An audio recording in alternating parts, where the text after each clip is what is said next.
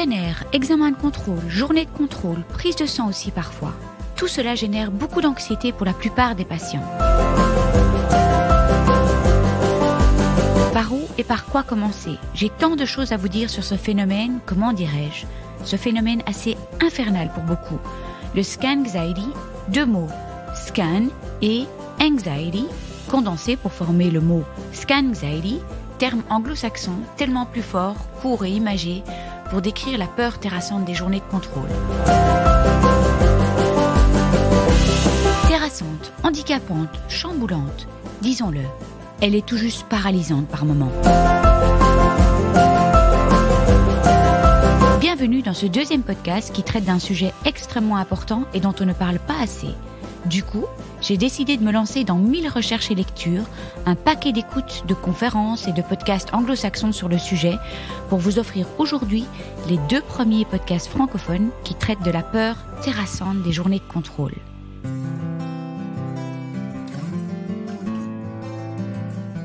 Nous naissons princesses et nous devenons guerrières. Fermez les yeux. Ça vous parle ?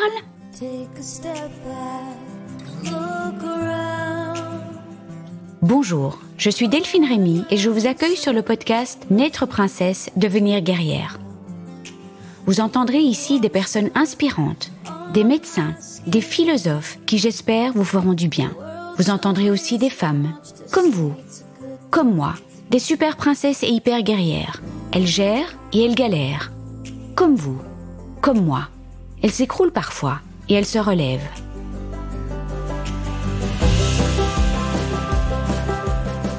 Je suis vraiment très heureuse de vous retrouver pour le 2e épisode sur le scanxiety. J'ai décidé de traiter de cette thématique en 2 épisodes. J'avais tant à dire que j'avais peur que ce soit vraiment indigeste, surtout que c'est du méga lourd, disons-le, c'est pas vraiment un sujet léger.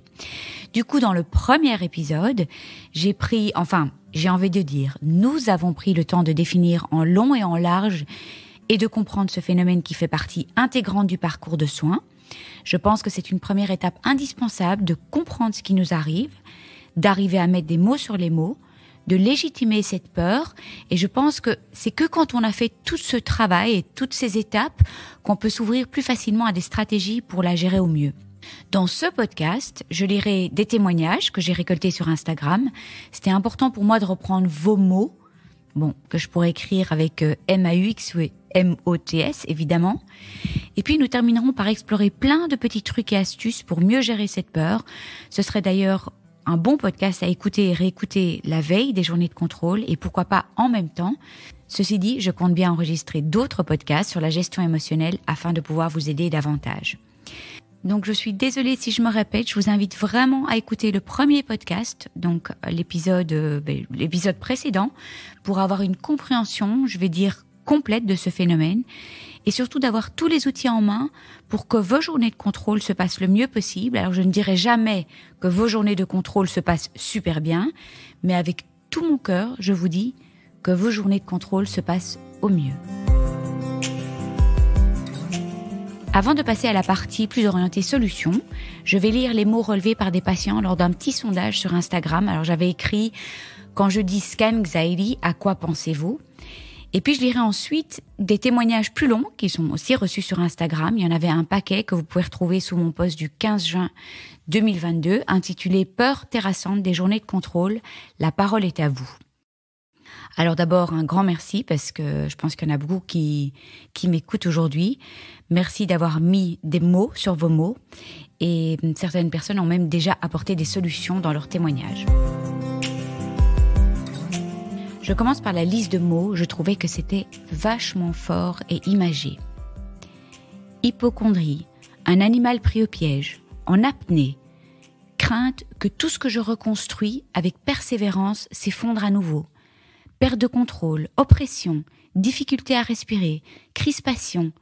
Est-ce que mon traitement marche ?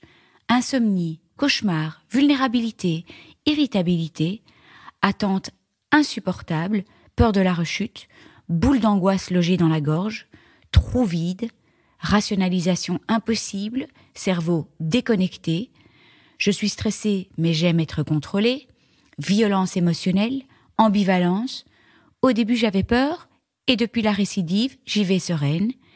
Et il y avait même aussi, mais malheureusement ce n'était pas majoritaire, tout ira bien, ou encore le mot déni. Donc la liste était encore bien longue et vous pouvez la retrouver sur Instagram. Audrey nous dit « Une amie qui a eu un triple négatif aussi, il y a quelques années, et qui a été soignée au même endroit que moi, à l'Institut Curie, m'attend toujours à la sortie. Après, on s'organise quelque chose d'agréable, un café en terrasse, une session shopping, un massage, etc. Lors de la dernière écho, le radiologue me sentant paniquer, avoir du mal à respirer sous mon masque, m'a dit en cours d'examen « Ne vous inquiétez pas, tout va bien ». C'est mon oncologue qui était censé me donner les résultats après, mais pensant que j'allais m'évanouir sur la table, il a voulu me rassurer. Et moi j'ajoute, pourquoi pas demander au radiologue, parce que s'il est capable déjà de donner les résultats, pourquoi attendre le rendez-vous avec l'oncologue? On en a parlé dans le podcast numéro 1. Si on peut vraiment limiter le nombre de jours entre les examens et le rendez-vous avec l'oncologue, faisons-le. Et s'il y a moyen de prendre rendez-vous le même jour, faites-le. Et surtout, s'il y a moyen d'avoir la réponse du radiologue tout de suite, demandez-lui. Une autre Audrey nous dit « Avec mon cancer métastatique, ce PET scan est tous les 3 mois. Je pensais que ça ira un peu mieux avec le temps, mais pas du tout. Je m'angoisse une semaine avant et ensuite l'attente des résultats, j'ai envie de m'enfuir au bout du monde. C'est très dur, mais à chaque résultat, et quand c'est stable, tu as cette envie de croquer la vie. » Olivia nous dit « Étant d'emblée métastatique osseux d'un cancer du sein, je réalise un TEP scan tous les 3 mois. Je sais que ma maladie va évoluer et que ce n'est qu'une question de temps. Les examens, je les attends avec impatience, mais avec une angoisse énorme. C'est complètement schizophrène. Je m'arrange toujours pour grouper le TEP avec le rendez-vous onco, car l'attente serait impossible à gérer. »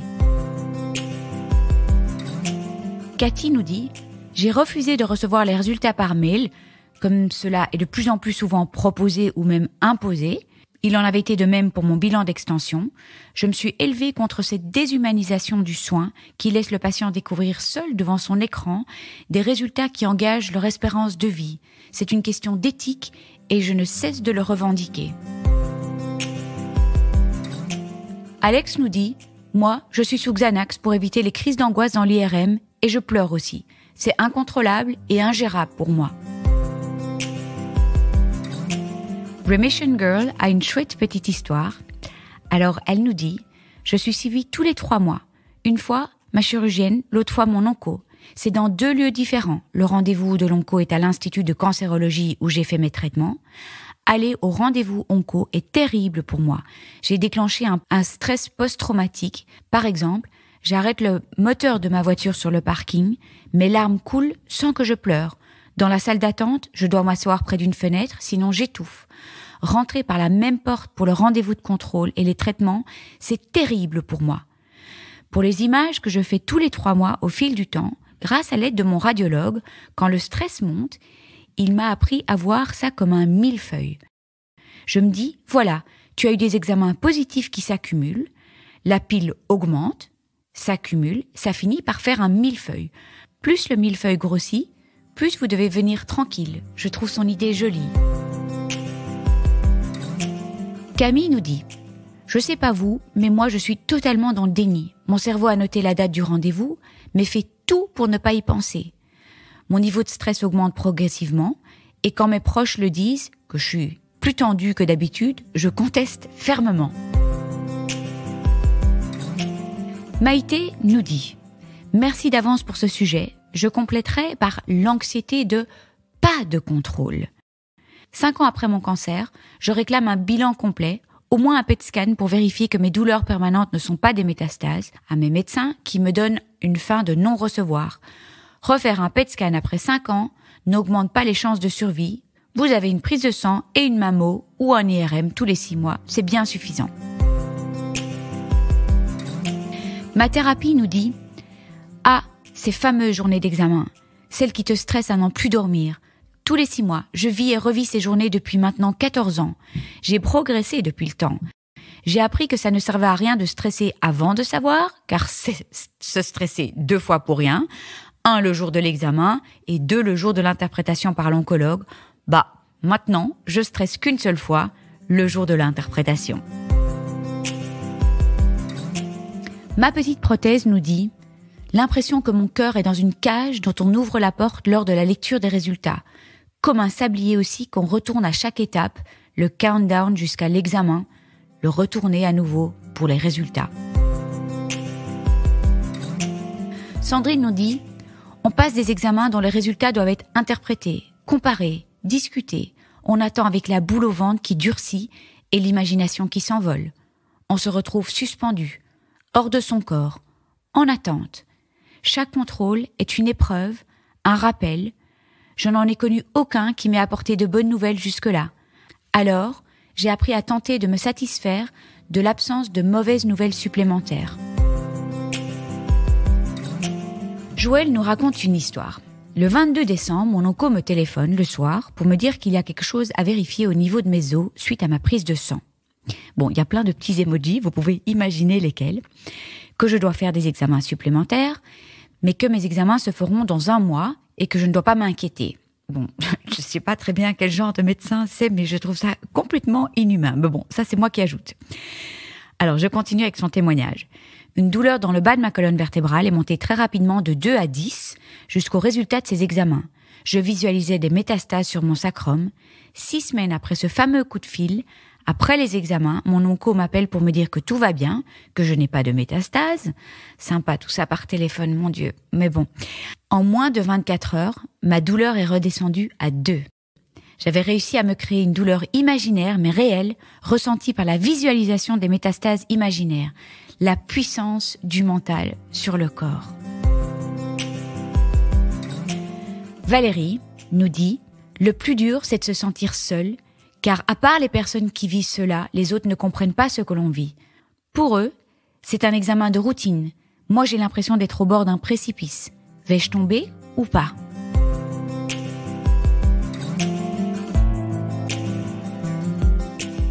Alors, place à la liste de tout ce qui a pu aider des patients qui ont accepté de témoigner et qui faisaient face à cette peur terrassante des journées de contrôle. Je suis tombée en fait sur des podcasts en anglais fascinants et dont je m'inspire ici. Le principe était le suivant. Les patients laissent un long message sur une boîte vocale par rapport à cette peur et ce qu'ils mettent en place pour la gérer au mieux. Et les messages sont relevés par des médecins et des psychiatres et des patients aussi. Donc quand on écoute ces podcasts anglo-saxons, je pense que celui-là, il s'appelait Mailbag de The Cancer Patient. On entend le message du patient qui est commenté ensuite par le médecin ou le psy ou même d'autres patients. C'est hyper vivant et hyper intéressant. De nouveau, je me répète et veuillez m'en excuser, pas de baguette magique, mais j'espère que tous les propos, les idées, les témoignages que j'ai pu recueillir seront comme des petites semences, des petits trucs et astuces ou des aides plus profondes, des regards un peu différents, un peu nouveaux aussi sur une réalité compliquée, ambivalente, anxiogène et bien réelle. Alors le premier conseil auquel je n'avais pas spécialement pensé, Dr Shapira dit qu'il est préférable d'avoir ses rendez-vous de contrôle tôt dans la journée, si vous en avez la possibilité. C'est tout bête quand on y pense, mais on n'y pense pas toujours. Alors ça permet de ne pas avoir ce stress pour une grande partie de la journée, et un stress qui risque d'être encore plus incontrôlable si en plus on a mal dormi.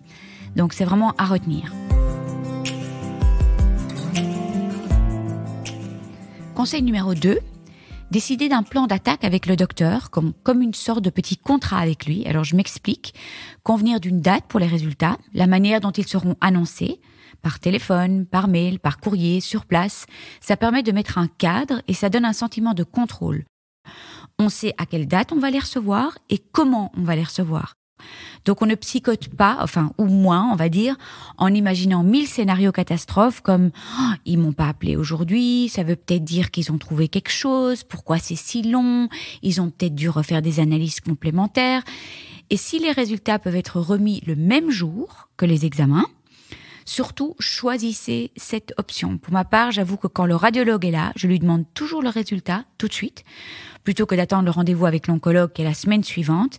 Ça ne dérange personne qui me les communique tout de suite et finalement ça rassure tout le monde.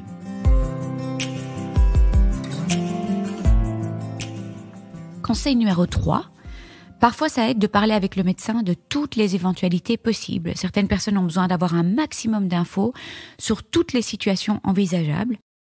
Alors, une patiente disait « Je m'attends et je me prépare au pire, tout en espérant le meilleur ».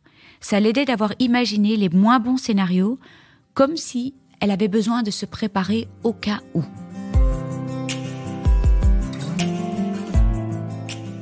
Alors ici, c'est pas vraiment un conseil. Conseil numéro 4, c'est plutôt quelque chose que je vous dis. Il est important de dire qu'il n'y a pas de bonne ou de mauvaise stratégie pour gérer cette angoisse. Tant que ça fonctionne, tant que ça aide, tout est bon à prendre. Il y a toutes les stratégies que nous connaissons comme la méditation, le MDR, la sophrologie, les séances de Reiki ou avec un énergéticien, la réflexo, le sport qui peut être hyper bénéfique simplement parce qu'il permet de sécréter des endorphines. Il y a plein de techniques qui peuvent aider et ce n'est pas vraiment l'objectif de ce podcast, mais évidemment je rêve de continuer la série Scan Anxiety avec des experts qui peuvent vous aider, notamment avec des scripts spécifiques de méditation pour ces journées de contrôle. Donc la série Scan Anxiety n'est pas finie. Conseil numéro 5, un autre conseil qui a été donné est de remettre les décisions importantes à plus tard et de ne surtout pas devoir les prendre les jours avant ces examens de contrôle. Alors essayez d'avoir les journées les plus light possibles, sans trop de contraintes, sans trop d'intrusions ni d'obligations. Conseil numéro 6, les groupes de soutien sont d'une grande aide. Nous l'avons déjà mentionné dans le premier podcast sur le Scan Anxiety. Parce qu'on se retrouve avec des milliers de personnes qui vivent la même chose. Mais il y a aussi un downside à ces groupes aussi. Et c'est important de le nommer. Il y a inévitablement des personnes qui décèdent et c'est difficile de ne pas s'identifier à ces personnes ou de ne pas parfois s'inquiéter à outrance, de ne pas se comparer et de se dire si cette femme a rechuté alors qu'elle avait exactement le même cancer et les mêmes traitements, je vais aussi rechuter. Donc prudence avec ces groupes, pas de conseils particuliers par rapport à ceci, à part vous dire que s'ils apportent plus de stress que de bien, il faut vraiment les quitter. Le but est le soutien. Conseil numéro 7, une patiente dit qu'elle est littéralement paralysée, qu'elle ressent une profonde tristesse et qu'elle préfère pleinement vivre cette angoisse et cette tristesse plutôt que de vouloir à tout prix aller à contre-courant. Alors c'est pas un signe de faiblesse de se laisser aller à cette angoisse et cette tristesse, mais plutôt une force de reconnaître sa vulnérabilité. Donc elle s'octroie ce moment d'accueil de sa peine. Je sais, c'est plus facile à dire qu'à faire, mais là on est en train d'explorer vraiment toutes des petites possibilités. On est en train d'essayer d'ouvrir le champ des possibles. Conseil numéro 8. Une autre personne dit qu'elle se réserve des moments où elle peut relâcher toute la pression. C'est un peu la même idée que la précédente, donc en fait ressentir les émotions pleinement et hop, étape suivante, les évacuer. Elle explique qu'elle sort de sa maison et qu'elle hurle et crie tant qu'elle peut pour tout évacuer. Alors j'avoue que ça me parle. Quand la première personne est décédée dans le groupe de soutien, une très jeune femme en plus, j'ai eu une réaction qui m'a surprise. J'ai hurlé, j'ai pris tous les coussins de mon canapé et je les ai balancés dans la salle à manger. J'avais jamais eu de réaction aussi violente auparavant dans ma vie. Faut dire que je ne m'étais pas préparée à cette éventualité en créant le groupe. Je ne savais pas que nous serions si nombreuses et que c'était malheureusement la réalité de tous les groupes de soutien de personnes touchées par le cancer. Alors j'avais juste skippé cette éventualité. C'est peut-être ridicule, mais voilà, ça m'a vraiment frappée, mais en pleine figure. Et je me souviens que ces cris et cette colère exprimée un peu violemment m'ont fait du bien et ont relâché une grosse pression.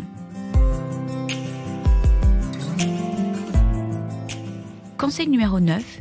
Une autre patiente dit qu'elle transforme la peur de perdre quelque chose en un sentiment de gratitude d'avoir eu cette chose ou d'avoir cette chose. Je prends un exemple et j'avoue que c'est plus facile à dire qu'à faire, mais je trouve que c'est touchant et toujours intéressant d'explorer ce qui aide les autres.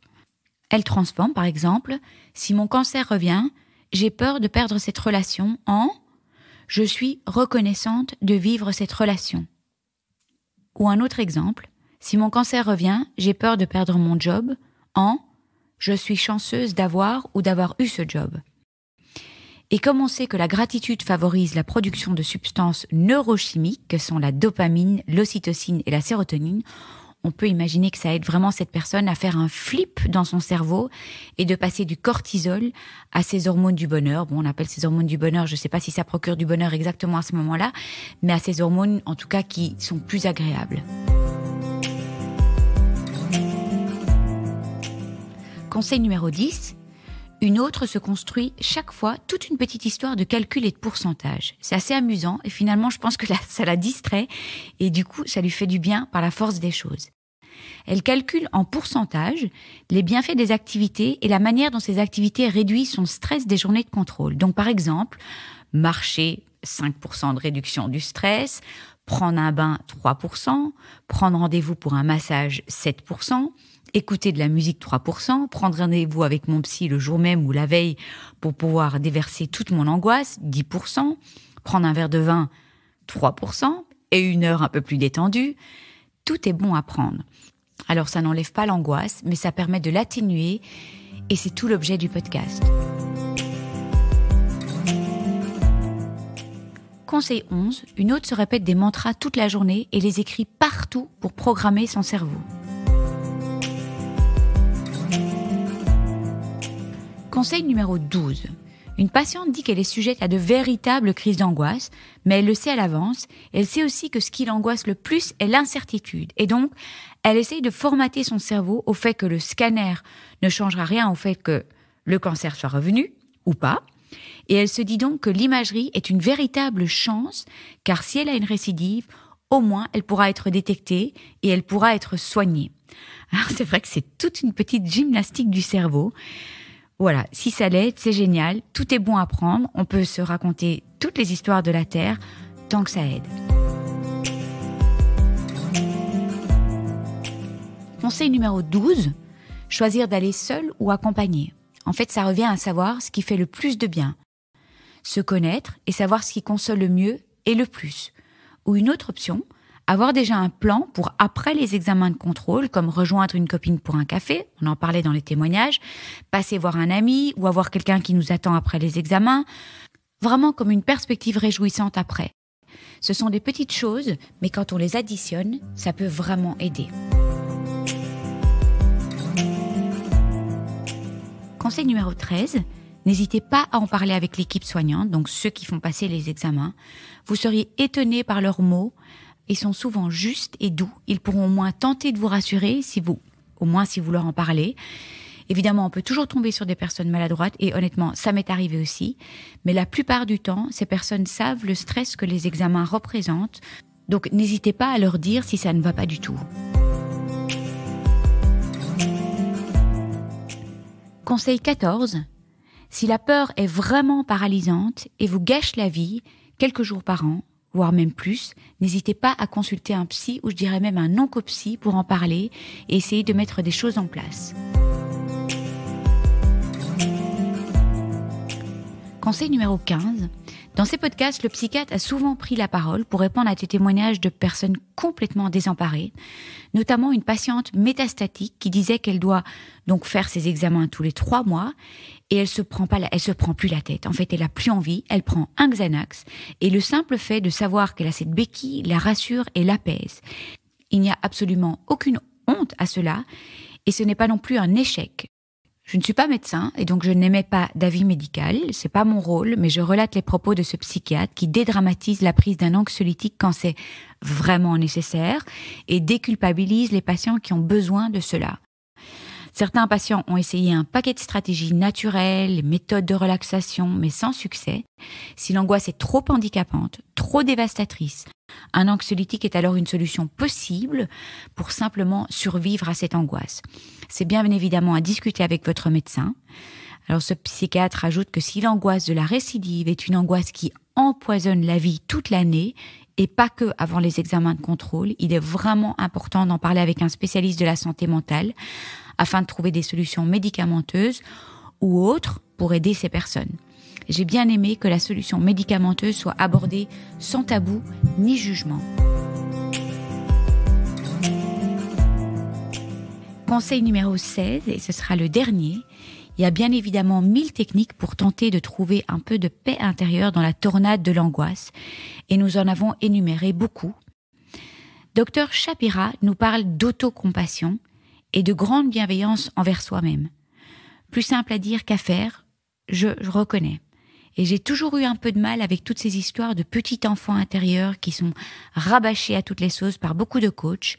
Mais au fond, n'est-ce pas le moment de se dire « Comment est-ce que je consolerais un enfant qui vit cette même angoisse ? Est-ce que j'aurais de la compassion pour ce petit enfant transi de peur avant de rentrer dans la machine parce que sa tête est pleine de mauvais souvenirs ? Qu'est-ce que je dirais à ce petit enfant, à ce petit bonhomme ou cette petite fille ? C'est parfois plus facile de faire l'exercice de la sorte. Et d'ailleurs, au Compassion Institute, ils commencent toujours par parler de la compassion vis-à-vis d'autrui avant de parler de l'autocompassion. C'est plus facile de la saisir quand on pense à l'autre, à un enfant en souffrance qu'on a juste envie de serrer dans les bras. Pourquoi ne pas s'arrêter un instant et serrer ce petit enfant intérieur qui est transi et impuissant face à tant d'incertitudes ? Et pourquoi pas même prendre une main dans l'autre, donc une de vos mains dans l'autre main, ou même vous faire un hug en guise de geste d'affection vis-à-vis de vous-même. Vous méritez vraiment cette consolation, cette auto-consolation. Voilà, ma conclusion sera courte. Je voulais absolument terminer par une longue liste de petits trucs et astuces pour tenter de réduire cette angoisse. Je voulais absolument créer cette capsule pour vous aider à vous sentir entendu, compris et moins seul. C'est mon souhait le plus cher et vous pouvez compter sur moi pour continuer la série et interviewer des experts qui pourront, nous apporter des techniques de gestion émotionnelle et de relaxation pour ces fameuses journées. Je vous remercie de tout cœur de nous avoir écoutés. N'oubliez pas de vous abonner si vous souhaitez recevoir les notifications des prochains épisodes. Et puis si vous avez apprécié cet épisode, ça me ferait vraiment très plaisir que vous me laissiez une bonne note, comme à l'école, 5 étoiles, et peut-être même un commentaire ou un partage sur les réseaux sociaux. Parce que c'est grâce à vos étoiles, vos commentaires, vos partages que le podcast pourra aider plus de femmes encore, et c'est tout ce que je souhaite. Donner ou redonner espoir, se serrer les coudes toutes ensemble, partager nos joies, nos peines et célébrer toutes les princesses et guerrières de ce monde. Si vous désirez vous aussi partager votre histoire, n'hésitez pas à me contacter via le blog Cancer je gère, cancer-je-gère.blog. Il y a des instructions pour le partage de témoignages. Et puis je vous embrasse tous et toutes très très fort. Prenez soin de vous et on se retrouve la semaine prochaine. Gros bisous!